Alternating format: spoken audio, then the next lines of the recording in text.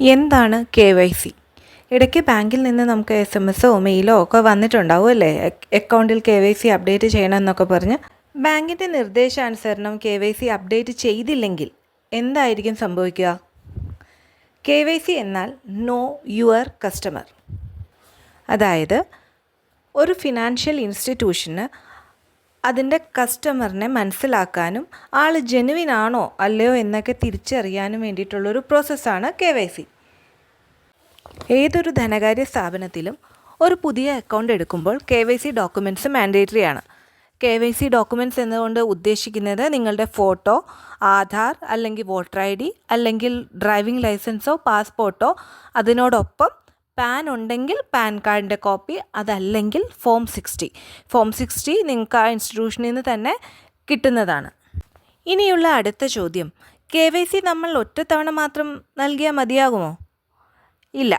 കാരണം നമ്മുടെ ഫിനാൻഷ്യൽ സ്റ്റേറ്റസും വരുമാനവും അക്കൗണ്ടിലെ ട്രാൻസാക്ഷൻ പാറ്റേൺസും എല്ലാം അനുസരിച്ച് ഓരോ അക്കൗണ്ടിനെയും low risk, medium risk and high risk എന്നിങ്ങനെ 3ആയി തരംതിരിച്ചിട്ടുണ്ട്. അതിൽ സാലറീഡ് ആയിട്ടുള്ളവരും പേഴ്സണൽ സേവിങ്സ് ഉള്ളവരുമൊക്കെ ലോ റിസ്കിലായിരിക്കും വരുന്നത്. അങ്ങനെയുള്ളവർ 10 വർഷം കൂടുമ്പോൾ നിങ്ങളുടെ അക്കൗണ്ടിലെ KYC അപ്ഡേറ്റ് ചെയ്യേണ്ടതാണ്. ഇനി ഒരു മോഡറേറ്റ് ലെവലിലുള്ള ബിസിനസ്സാണ് നിങ്ങൾ ചെയ്യുന്നതെങ്കിൽ, അതായത് ചെറിയ ഹോട്ടലോ റീറ്റെയിൽ സ്റ്റോഴ്സോ അങ്ങനെ എന്തെങ്കിലും ആണെങ്കിൽ അവരെല്ലാം മീഡിയം റിസ്കിലാണ് ഉൾപ്പെടുക. അങ്ങനെയുള്ളവർ 8 വർഷത്തിലൊരിക്കൽ KYC അപ്ഡേറ്റ് ചെയ്യണം. അടുത്തതായി ഹൈ റിസ്ക് കാറ്റഗറി.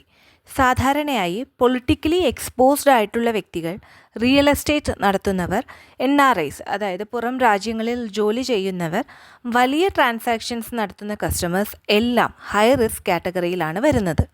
അവർക്ക് എല്ലാ 2 വർഷം കൂടുമ്പോഴും KYC അപ്ഡേറ്റ് ചെയ്യേണ്ടതായിട്ടുണ്ട്. ഇതിന് പുറമെ ഡ്രൈവിംഗ് ലൈസൻസോ പാസ്പോർട്ടോ വെച്ചാണ് നിങ്ങൾ അക്കൗണ്ട് ഓപ്പൺ ചെയ്തിരിക്കുന്നതെങ്കിൽ ഈ ഡോക്യുമെൻറ്റ്സ് റിന്യൂ ചെയ്യുമ്പോൾ തന്നെ അക്കൗണ്ടിൽ അപ്ഡേറ്റ് ചെയ്യേണ്ടതാണ്. അതേപോലെ പഞ്ചായത്ത് ലൈസൻസ് പോലുള്ള ഡോക്യുമെൻറ്റ്സ് ഉപയോഗിച്ചിട്ടാണ് നിങ്ങൾ അക്കൗണ്ട് ഓപ്പൺ ചെയ്തിരിക്കുന്നതെങ്കിൽ ഈ ലൈസൻസിൻ്റെ എക്സ്പയറിയോടൊപ്പം നിങ്ങളുടെ അക്കൗണ്ടും നോൺ KYC ആയി കാണപ്പെട്ടേക്കാം. ഇനിയുള്ള നമ്മുടെ സംശയം, ഈ KYC അപ്ഡേറ്റ് ചെയ്തില്ലെങ്കിൽ എന്താണ് സംഭവിക്കുക? ഫിനാൻഷ്യൽ ഇൻസ്റ്റിറ്റ്യൂഷനിൽ നിന്ന് KYC എക്സ്പയറി ആണെന്ന് നമ്മളെ അറിയിച്ചുകൊണ്ട് വരുന്ന മെയിലിലോ SMS-ലോ തന്നെ നിങ്ങൾ ഏത് തീയതിക്കുള്ളിലാണ് KYC ബ്രാഞ്ചിൽ സബ്മിറ്റ് ചെയ്യേണ്ടതെന്ന് പ്രത്യേകം അറിയിച്ചിട്ടുണ്ടാകും. അതിനു മുമ്പേ തന്നെ നിർബന്ധമായും നിങ്ങൾ അക്കൗണ്ടിൽ KYC അപ്ഡേറ്റ് ചെയ്യുക. ഇല്ലെങ്കിൽ ട്രാൻസാക്ഷൻസിനുള്ള ഏതെങ്കിലും രീതിക്കുള്ള തടസ്സം നേരിടും. ഉദാഹരണത്തിന് നമ്മളുടെ ഒരു ബാങ്ക് അക്കൗണ്ട്, നിങ്ങളുടെ അക്കൗണ്ട് കറക്റ്റ് ടൈമിൽ KYC അപ്ഡേറ്റ് ചെയ്തിട്ടില്ലെങ്കിൽ ആദ്യം ഡെബിറ്റ് ഫ്രീസ് ആയിരിക്കും ആകുക.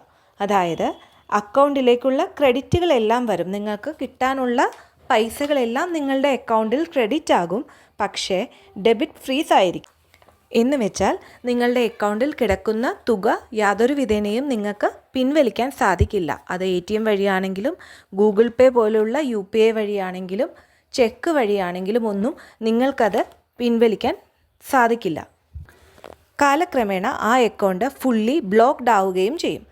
അപ്പോൾ ഇനി മുതൽ ആരും അക്കൗണ്ട് തുടങ്ങിയ സമയത്ത് ആധാറും പാനും എല്ലാം കൊടുത്തതാണെന്ന് വിചാരിച്ച് അക്കൗണ്ടിലെ KYC അപ്ഡേറ്റ് ചെയ്യാതിരിക്കരുത്. യഥാസമയം അപ്ഡേറ്റ് ചെയ്യാൻ ശ്രദ്ധിക്കുക. താങ്ക്